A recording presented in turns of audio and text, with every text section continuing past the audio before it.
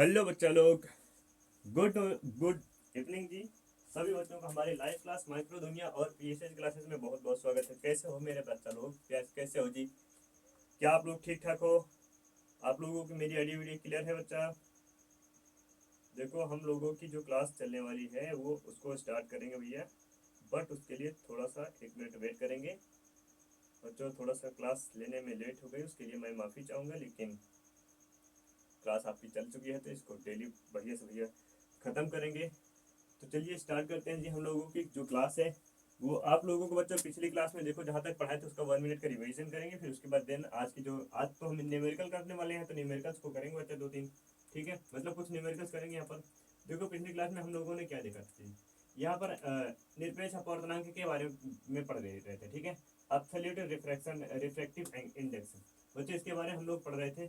जब प्रकाश का अपवर्तन, यहाँ पर देखो, जो निरपेक्ष अपवर्तनांक होता है मतलब किसी के सापेक्ष किसी का अपवर्तनांक चेक करते हैं। ठीक है, किसी के सापेक्ष, जैसे भैया यहाँ पर वायु के सापेक्ष हम किसका, वायु के सापेक्ष भैया यहाँ पर जो चाल होती है प्रकाश की चाल, वो ये है अपवर्तनांक का फार्मूला। सीधी सी बात है कि सर आप जो अपवर्तनांक का फार्मूला होता है वो एन इक्वल टू होता है सी अपन वी। ये सी अपन भैया ये वाई जो निर्वात में है, निर्वात में प्रकाश की चाल कितनी होती है और ये माध्यम में प्रकाश की चाल कितनी होती है। ठीक है, ये इसी फार्मूले पर हम वो सारा अपवर्तनांक किसी के निकालते हैं, तो याद रखना इस चीज को, एन इक्वल टू सी अपन वी होता है। और दूसरा भैया यहाँ पर किसी के प्रति किसी के सापेक्ष किसी का अपवर्तनांक निकालते हैं तो उसके लिए फार्मूला जाता है आपका, जैसे यहाँ पर जल के सापेक्ष भैया, सॉरी, हाँ, जल के सापेक्ष वायु का, नहीं, वायु के सापेक्ष जल का अगर आप अपवर्तनांक निकालेंगे तो भैया ये वायु का है, यहाँ पर है जल है, तो भैया इनके सापेक्ष हम यहाँ पर जल का निकालेंगे तो भैया ये आपका हो जाएगा सी अपान में हो जाएगा डब्लू। ठीक है, वी डब्लू, वी मतलब होता है भैया ये वेग होगा, इसमें सर माध्यम में प्रकाश की चाल होगी। ठीक है, माध्यम में प्रकाश की चाल होगी। यहाँ पर वायु के सापेक्ष अगर ग्लास का निकालेंगे, वायु के सापेक्ष अगर बच्चा ग्लास का कांच का निकालेंगे तो वहां पर ये फार्मूला हो जाता है हमारे पास, A N G equal to हो जाता है सी अपान में वी जी। ठीक है, तो जो हम लोगों ने इसके पढ़ लिया था। अच्छा, किसी जो जैसे यहाँ पर भैया आपका देखो है, ये आपका है वायु के सापेक्ष जल, वायु के सापेक्ष जल का है, यहाँ पर है जल के सापेक्ष, सॉरी, वायु के सापेक्ष कांच का है, ग्लास का है।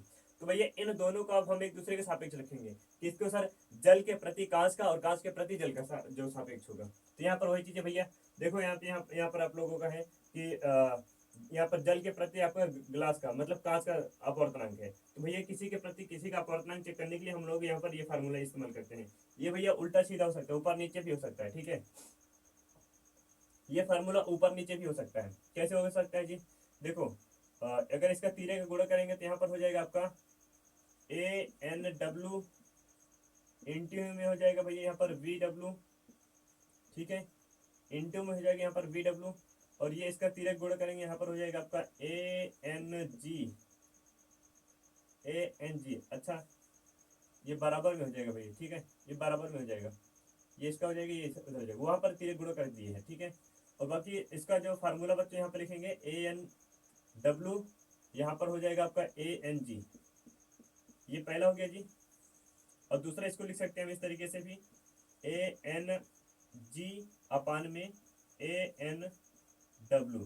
ठीक है जी, दोनों एक दूसरे के प्रति है। जैसे यहाँ पर सर कांच के जल के प्रति कांच का ये जी है जी, ये जी है बच्चा, नौ नहीं है। ठीक है, जैसे जल के प्रति कांच के निकालेंगे, ये कांच के प्रति जल के निकालेंगे, तब उसके लिए यहाँ पर इसका इस फार्मूले का इस्तेमाल करते हैं। राइट है, तो चलिएगा ध्यान से देखेंगे भैया, हम लोग यहाँ पर इसके सवाल को कुछ हल करेंगे भी। अभी ये चीजें इसलिए बता रहे हैं ताकि आप लोगों को चीजें दिमाग में बैठे रहे, क्योंकि चूंकि अभी ये फार्मूला आएगा तो उसी फार्मूले के दम पर हम लोग इसका सॉल्व करेंगे। ठीक है, इसी फार्मूले के दम पर बच्चों हम लोग इसको क्या करेंगे जी, सॉल्व करेंगे। चलिए आगे देखते हैं सर, यहाँ पर कुछ माध्यम में प्रकाश की चाल हम लोगों ने देख ली थी। जैसे भैया बर्फ में होता 1.31, जल में होता 1.33, ये प्रकाश की चाल है भैया। और हम लोगों को बताई थी कांच में आप लोगों को पता कर लेना, आप लोगों को याद कर लेना। और वायु में भैया देखो, वायु में तो सीधी सी बात है, वायु में जो प्रकाश की चाल होगी वो होगी 3 ×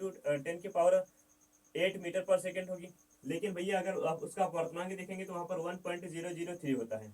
और भैया जल में आप लोग अपवर्तनांक याद कर लेना 1.33 होता है। और कांच में भी याद कर लेना, कांच में देखो बच्चा कहीं पर होगा बेंजीन क्राउन कांच, क्राउन कांच है, वहां पर 1.52 है। ठीक है, 1.52 है। और यहाँ पर फ्लिंट कांच भी है बच्चों, से फ्लिंट कांच नहीं, आपको क्राउन कांच भी याद रखना, 1.52 है। चलो, इससे संबंधित बच्चों हम लोगों ने यहाँ पर देखा था लंबवत आपतन, मतलब किसी भी लेंस के, किसी भी दर्पण के अगर लंबवत कोई प्रकाश की किरण गिरती है भैया, वो ये तो सीधे निकल जाएगी, ये तो उसी मार्ग में वापस लौट जाएगी। तो यहाँ पर साइन जो कोण आई होता है, कोण आर होगा भैया, ये 0 होगा। यहाँ पर जो आपको बताया था कि किसका तरंग दैर्घ्य सबसे अधिक होगा, किसका तरंग दैर्घ्य कम होगा भैया, तो लाल के बारे में सारी चीज बता दिए थे। लाल रंग का वो जो प्रकाश होता है ना, इसका सबसे ज्यादा तरंग दैर्घ्य सबसे ज्यादा होगा, और बच्चों इसका जो अपवर्तनांक होगा, अपवर्तनांक सबसे कम होता है। ठीक है, इसका अपवर्तनांक बच्चों सबसे कम होता है।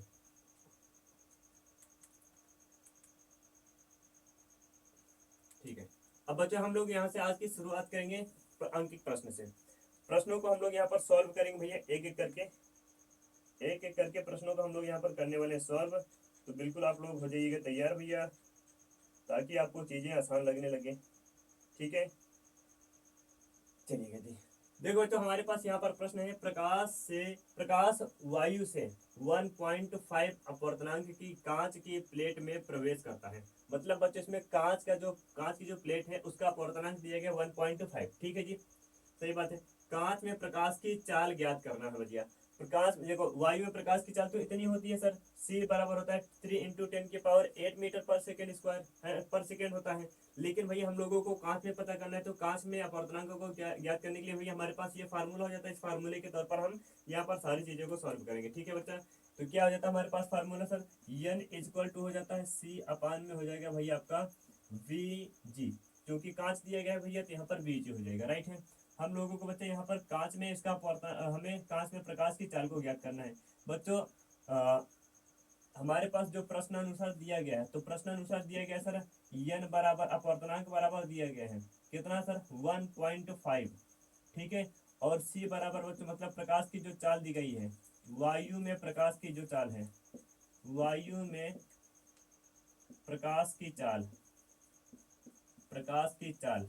बच्चों अब तक, अब यहाँ पर ना हर जगह हम v लिख देंगे, तब आप लोग समझ जाना। ठीक है बच्चों, अगर v बराबर लिख दें इसका मतलब चाल की बात की जा रही है। 3 × 10⁸ मीटर पर सेकेंड होगी। राइट है, 3 × 10⁸ मीटर पर सेकेंड होती है ये यहाँ पर वायु में प्रकाश की चाल। अब हम लोगों को भैया यहाँ पर इसका क्या निकालना है जी, vg, वेग को निकालना है। ठीक है, मतलब ग्लास में इसका प्रकाश की चाल को ज्ञात करना है जी। मतलब सॉरी, c की वैल्यू यहाँ पर दी गई है, वायु में प्रकाश की चाल भैया यहाँ पर c की वैल्यू दी गई उतना, और यहाँ पर वेग निकालना भैया किसमें, माध्यम में कितना होगा, इसलिए इस चीज को हम लोगों को नहीं पता है। ठीक है, तो यही चीज निकालना है भैया। तो सबसे पहले हम या तो बच्चों फार्मूले को सॉल्व कर लें, या तो हम फार्मूले को सॉल्व कर लें तब ये आसान हो जाएगा, या फिर हम इसको सभी मानों को वहां पर रख दें फार्मूले पर, तो तब भी ये सही हो जाएगा। दोनों तरीका हमारे पास है, तो जो आपको अच्छा लगे वो कर लीजिएगा। हम यहाँ पर बच्चे डायरेक्ट पहले क्या कर रहे हैं, फार्मूले को सॉल्व कर ले रहे हैं भैया। ठीक है, फार्मूले को सॉल्व कर ले रहे हैं, n = हो जाएगा यहाँ पर c/ भैया यहाँ पर vg। देखो हम लोगों को यहाँ पर vg का मान निकालना है सर, तो vg इधर जाएगा तो यहाँ पर हो जाएगा vg इंटू भैया हो जाएगा n बराबर हो जाएगा c। ठीक है, तो भैया यहाँ पर n इधर आ जाएगा तो हो जाएगा आपका vg बराबर में हो जाएगा भैया c/ में n हो जाएगा, c/ में क्या हो जाएगा बच्चा, n हो जाएगा। अब देखो यहाँ पर हम लोगों को क्या फार्मूला बन गया सर, ये वाला, और ये जो फार्मूला है ये इसी फार्मूले के तौर पर हम लोगों को प्रश्न को सॉल्व करना है। राइट है, तो यहाँ पर भैया c का मान कितना दिया गया सर, वहां पर c का मान दिया गया है 3 × 10⁸ राइट है बच्चा, 3 × 10⁸ दिया गया यहाँ पर, ये हमारे पास फार्मूला सवाल दी गई भैया, आंकिक मान दिया गया था। ठीक है, n की वैल्यू दी गई यहाँ पर भैया 1.5 भैया, यहाँ पर v हमें निकालना था ग्लास में, मतलब कांच में। इसको सॉल्व करेंगे बच्चों, यहाँ पर देखो दशमलव है, तो दशमलव हटाने के लिए भैया 10 से गुणा करेंगे, तो 10 से गुणा करेंगे तो यहाँ पर 30 हो जाएगा, यहाँ पर हो जाएगा भैया आपका 15, यहाँ पर क्या हो जाएगी, ये 15 हो जाएगा। ठीक है, अब यहाँ से इसको हम यहाँ से काट देते हैं भैया, ये हो जाएगा आपका 15, यहाँ से 15 से काट देते हैं, 2 हो जाएगा, 15 दूनी 30 हो जाएगा भैया, यहाँ पर आ जाएगा आपका 2 × 10⁸ मीटर प्रति सेकेंड। ये भैया vg मतलब ग्लास में प्रकाश की चाल हो जाएगी कितना सर, 2 × 10⁸ मीटर पर सेकेंड। राइट है, ये बच्चों आप लोगों को समझ में आया, बिल्कुल आसान सा है ये भैया। हम लोगों ने पहले फार्मूले को सॉल्व किया, फिर उसके बाद यहाँ पर सवाल को सॉल्व कर लिया। ठीक है, आप दूसरा तरीका भी अपना सकते हो सर, देखो जैसे फार्मूले पर रख देते हैं डायरेक्ट, एन की वैल्यू दी गई यहाँ पर भैया 1.5 बराबर में दिए गए यहाँ पर सी की वैल्यू दी गई यहाँ पर 3 इंटू 10 की पावर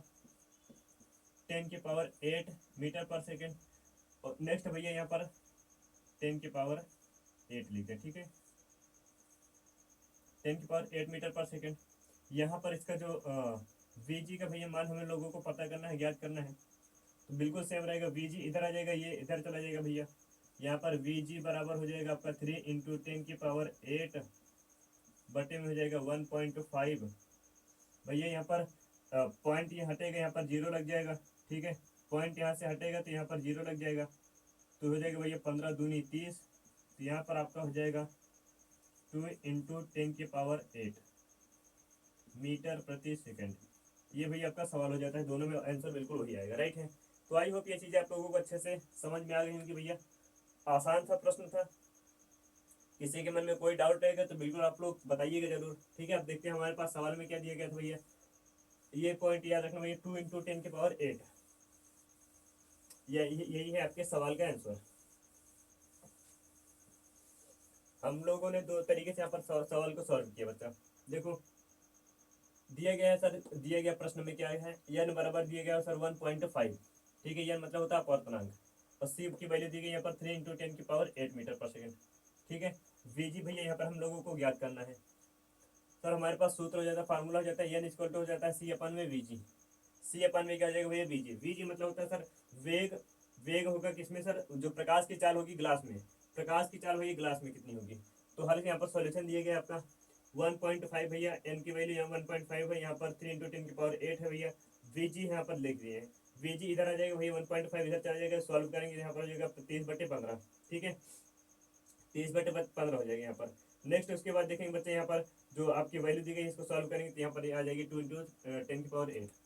नेक्स्ट अगला प्रश्न देखेंगे यहाँ पर, अंकित मान 2 है भैया, न्यूमेरिकल प्रॉब्लम।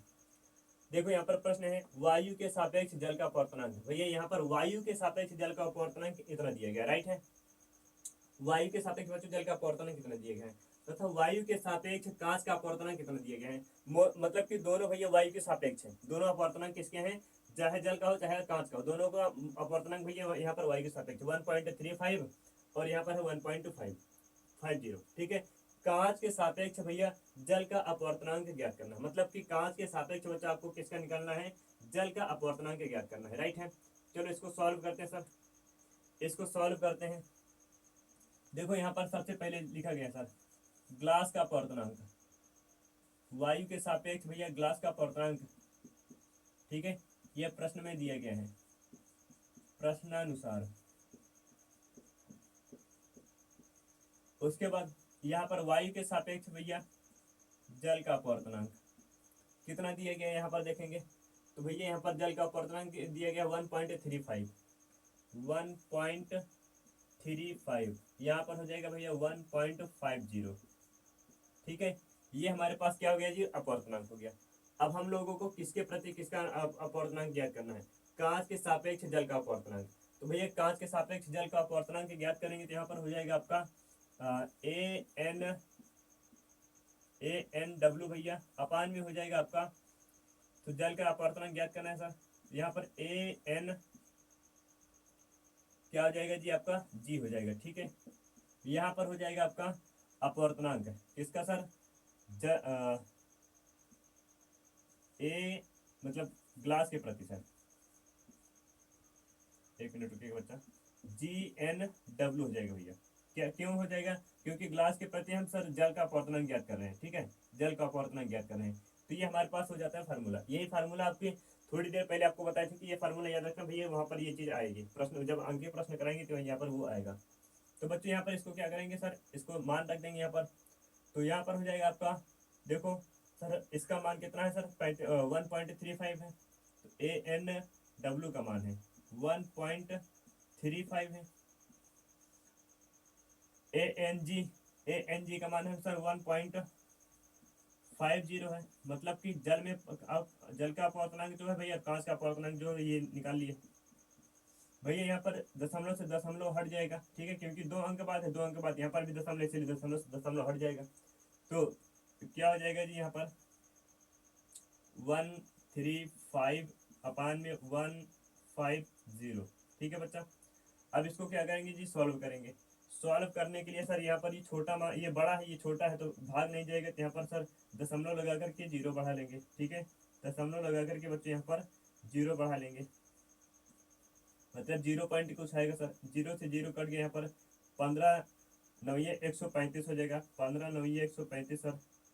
देखो क्या निकालना था यहाँ पर सर, अपवर्तनांक निकालना था, तो एन का मान निकल कर आया, इसका सर जी डब्ल्यू सर G N W G N W का मान बच्चे यहाँ पर निकल कर आया कितना है सर, 0.9, 0 पॉइंट यहाँ पर 9 निकल कर आया। ठीक है, बिल्कुल आसान सा प्रश्न था, बिल्कुल बच्चे यहाँ पर आसान सा प्रश्न था। जिन बच्चों की ये चीज नहीं समझ में सर यहाँ पर जीरो लगा दिए, जीरो से जीरो क्यों कर दिए, क्योंकि बच्चा हम लोगों को सॉल्व करने के लिए सर देखो ऐसे भी सॉल्व कर सकते हैं, यहाँ पर 135 यहाँ पर हो जाएगा भैया 150, है कि नहीं, बिल्कुल सॉल्व कर सकते हो सर। यहाँ पर देखो ये तो भाग जाएगा नहीं सर, 10 जीरो लगाएंगे, दशमलव लगाएंगे तो यहाँ पर जीरो बढ़ जाएगा। अब यहाँ पर इसको भाग देंगे सर, 150 नवैया होगा 135, ठीक है सर, 1350 होगा, 1350, यहाँ पर जीरो, इससे ये कट जाएगा भैया आपका, मतलब जीरो ही आएगा, तो आंसर आपका क्या हो जाएगा सर, 0.9 आ जाएगा। ठीक है, तरीका दोनों सेम रहेगा, अगर आप जिस तरीके से इस्तेमाल करना चाहो उस तरीके से यहाँ पर कर सकते हो। अगर बच्चे इसको और छोटा करना चाहते हैं तो जीरो से जीरो काट दो, यहाँ पर देखो 15/135 हो जाएगा, 15/135 हो जाएगा, इसको 15 से इसको भाग दोगे तो सर यहाँ पर 0.9 ही आएगा। ठीक है, इसको इसको भाग दोगे तो यहाँ पर 0.9 ही आएगा आपका। क्लियर है बच्चे यहाँ तक की कहानी, यहाँ तक की कहानी आप लोगों को अच्छे से समझ में आ गई होगी, आशा करते हैं।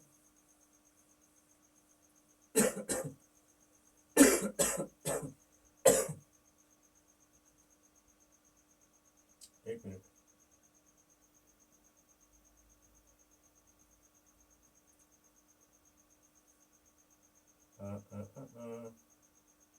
हाँ सही तो लिखिए, तो सही तो लिखिए भैया, कौन दिक्कत है का किसी को, लेकिन इसको इसका मान कैसे यहाँ पर आएगा, ज़्यादा आएगा, है ना बच्चा।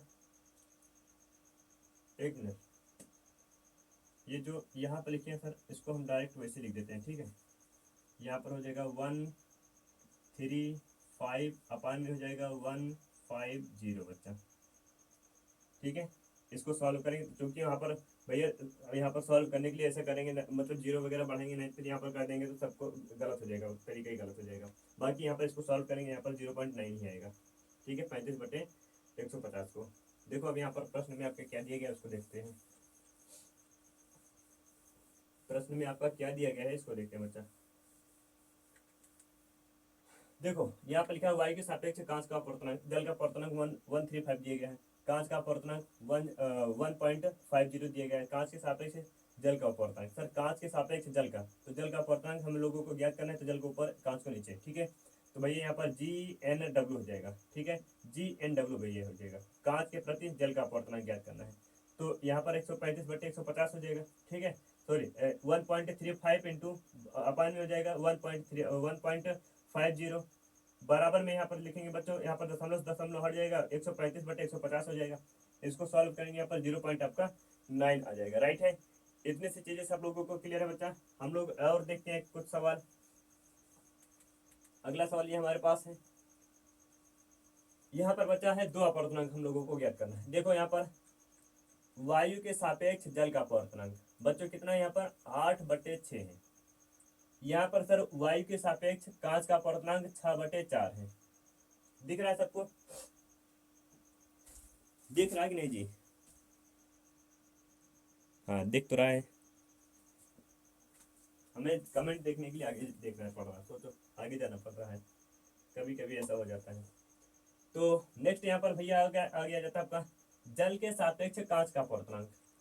ठीक है, जल के सापेक्ष भैया जो कांच का अपवर्तनांक है ये हमें हम लोगों, अच्छा जल के सापेक्ष कांच तथा कांच के सापेक्ष जल का अपवर्तनांक, मतलब दोनों ज्ञात करना सर, एक बार कांच के ऊपर करना है, एक बार जल के ऊपर करना है। ठीक है, दोनों यहाँ पर हम लोगों को ज्ञात करना है। देखो हमारे पास पहली कंडीशन क्या है, W मतलब कि भैया जल का प्रति ग्लास का अपवर्तनांक, ठीक है, जल के सापेक्ष ग्लास का अपवर्तनांक, तो भैया ग्लास को ऊपर जल को नीचे, ठीक है, किसके सर, जल के प्रति ग्लास का अपवर्तनांक, तो ग्लास को ऊपर जल को नीचे रखेंगे, ठीक है। चलो इसको सॉल्व करते हैं सर। यहाँ पर आप लोग याद रखना डब्ल्यू का मान कितना है सर, यहाँ पर लिख ले रहे हैं आपका ए एन डब्ल्यू बराबर है सर आपका 8/9, वहां पर सर आपका ए एन जी मतलब ग्लास में भैया अपवर्तनांक किसका, इसका 6/4 है, ठीक है। बस अब देखो बच्चा, यहाँ पर हम दोनों तरीके का इस्तेमाल करेंगे, ये पहली कंडीशन यहाँ पर लिखेंगे, दूसरी कंडीशन यहाँ पर लिखेंगे, ठीक है बच्चा। पहली कंडीशन क्या है, यहाँ पर देखो ग्लास का अपवर्तनांक ज्ञात करना है, ठीक है, जल के प्रति, तो जल के प्रति भैया ग्लास का अपवर्तनांक हम लोगों को ज्ञात करना है यहाँ पर, तो यहाँ पर हो जाएगा आपका बच्चा ठीक है, ए एन जी अपान में हो जाएगा ए एन डब्ल्यू। अगला बच्चे यहाँ पर जो दूसरा फार्मूला हो जाएगा यहाँ पर वो जी एन डब्ल्यू बराबर हो जाएगा सर यहाँ पर ए एन डब्ल्यू अपान में हो जाएगा ए एन जी, ठीक है बच्चा। तो यहाँ पर हम लोगों को पहला अपवर्तनांक ज्ञात करना है, पहला इसका अपवर्तनांक क्या हो जाएगा जी, यहाँ पर ए एन जी का मान कितना है सर 6/4, यहाँ पर लिख लेंगे 6/4, पूरे के बटे में कितना भैया ए एन डब्ल्यू का मान कितना है, ए एन डब्ल्यू का मान 8/9, 8/9, ठीक है। यहाँ पे लिखेंगे भैया जल का कांच का अपवर्तनांक जल के सापेक्ष, यहाँ से ये ऊपर जाएगा बच्चा, मतलब 9 गुणे हो जाएगा, 6 गुणे हो जाएगा 9, 6 गुणे हो जाएगा 9, ठीक है। ये 8 ऊपर जाएगा सर, 8 उसके बराबर ऊपर जाएगा, तो यहाँ पर हो जाएगा 4x8, यहाँ से इसको सॉल्व कर लेते हैं, 2 दूनी 4, 2 तिहाई 6, 2 चौक 8, 2 9 है ना यहाँ पे 9 से कहाँ कट जाएगा भैया, ये 6 हो गए यार, यहाँ पर 9 कहाँ है, यहाँ पर 1 मिनट, यहाँ पर 6 है, सॉरी 6 है यहाँ पर, ठीक है, हम वही तो सोच रहे हैं, यहाँ पर 6 है, ये 9 नहीं रहेगा, यहाँ पर 6 रहेगा, ठीक है। चलो बाकी चीज़ें सेम है, 2 दूनी 4, 2 तिहाई 6, 2 चौक 8, 2 तिहाई 6, ये बच्चे यहाँ पर हो जाएगा 3x3, 3x3 बटे में हो जाएगा यहाँ पर 2x4, 2x4 हो जाएगा, ठीक है। तो यहाँ पर हो जाएगा 3×9 बटे में हो जाएगा 2 दूनी 4, सॉरी 2 चौक 8, ये हो जाएगा भैया आपका आंसर। पहले वाले का आंसर कितना हो जाएगा सर 9/8 हो जाएगा, पहले वाले का जो आंसर हो जाएगा वो 9/8 हो जाएगा, राइट है, क्लियर है इतनी बात सबको। देन उसके बाद भैया देखो ये चीज़ बिल्कुल आसान है, भैया इसको समझा दे रहे हैं। यहाँ पर देखेंगे भैया, यहाँ पर ग्लास के प्रति जल का अपवर्तनांक देखना है, कांच के प्रति जल का अपवर्तनांक, उसके लिए सर इसी चीज़ को उल्टा कर देना है। देखो यहाँ पर जो हम लिखे यहाँ पर 6/4 बटे में है 8/6, तो 8/6 को ऊपर रख देंगे, इसको नीचे रख देंगे, क्योंकि वही चीज़ हमारे पास फार्मूले में दिया गया है। देखो यहाँ पर ए एन डब्ल्यू भैया, ए एन डब्ल्यू का मान कितना गया सर 8/6, 8/6 पूरे के बटे में हो जाएगा आपका 6/4, ठीक है, 6/4 हो जाएगा बच्चों, ये ऊपर जाएगा, ये भी ऊपर जाएगा, ठीक है। देखो यहाँ पर ये ऊपर जाएगा तो 4 गुणे में हो जाएगा भैया 8, ठीक है, बटे में हो जाएगा सर 6/6, 6x6 हो जाएगा, 6x6 हो जाएगा, ठीक है जी। यहाँ से बचिए 2 से कट जाएगा, 2 तिहाई 6, यहाँ से बचा आपका 2 से कट जाएगा, 2 चौक 8, यहाँ पर 2 तिहाई 6, ठीक है।